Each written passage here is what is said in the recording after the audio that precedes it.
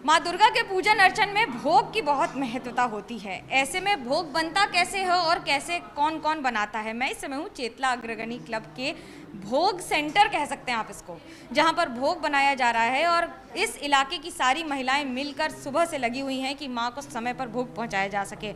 आटा गूंदा जा रहा है तो वहीं चटनी और 9 तरह के भाजा, यानी कि जो विभिन्न तरह की सब्जियां होती हैं उन्हें तल कर जो बनाया जाता है उसे भाजा कहते हैं। बंगाल का एक बहुत ही प्रसिद्ध व्यंजन है ये, चटनी के साथ खिचड़ी वगैरह। और आज क्या क्या भोग लगेगा रूपाली जी, क्या क्या तैयारी कर रही हैं आप?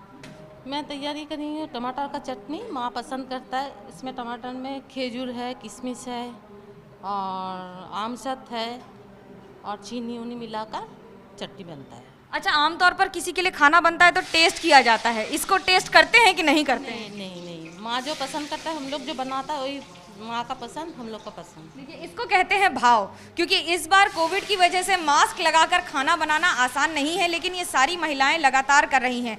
फलों में इस बार जो फल चढ़ाए जाएंगे उन फलों में उनको काटा नहीं जाएगा, सब्जियों को काटा जा रहा है। सब्जियों को जिस तरह से काट के वो भी ध्यान में रखा जा रहा है कि क्या क्या बनाया जा रहा है। मैम, क्या क्या इस बार आप बना रही हैं, क्या ध्यान में रखा जा रहा है और किस तरह से, अगर मैं आपसे पूछूं कि इस बार के पूजन अर्चन में अलग और ख़ास क्या है? अलग और ख़ास तो कुछ यही है कि पूजा है, माँ का आराधना है, हम हर साल होता है, यही है ख़ास। और जो हम लोग बनाते हैं ये हम लोग का सालों से परंपरा है, वैसे ही हम लोग बनाते हैं। जैसे आज अष्टमी में तो हम लोग खिचड़ी भोग लगा था, सप्तमी में हम लोग को पुलाव बना था, पनीर बना था। हम लोग ऐसे वैसे वेज बनाते हैं।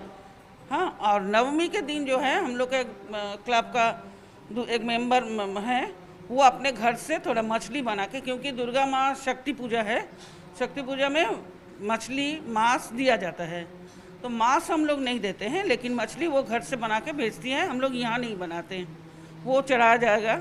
और यहाँ जो बन रहा है चावल, चना दाल, फूल गोभी का सब्ज़ी, 9 तरह का भाजा, चटनी और पायस बेलते हैं जो चावल और दूध से बनाया जाता है।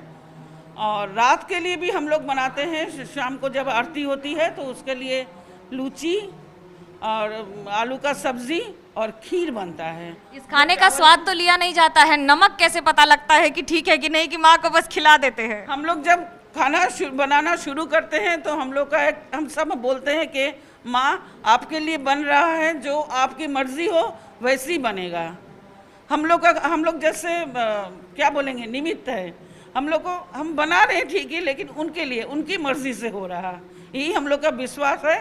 इस वजह से उनका कर्म है, उनका दया है जो कभी खराब नहीं हुआ। माता कभी कुमाता नहीं होती है और ऐसे में अगर नमक कम भी हो जाए तो माँ उसे खाकर ऐसा स्वादिष्ट बना देती है। यकीन मानिए, अगर आपने कभी भोग नहीं खाया है तो अगर खा के भी देखेंगे या किसी भी प्रसाद को खाकर देखेंगे तो उसमें कभी नमक या कोई भी व्यंजन में कुछ गड़बड़ होता ही नहीं है। और यही खासियत है कि जब भाव से बना हुआ खाना उसी भाव से खिलाया जाता है तो उतने ही चाव से खाया भी जाता है। कैमरा पर्सन सूरज पांडे के साथ मनोज्ञा लोईवाल, कोलकाता, एबीपी न्यूज़।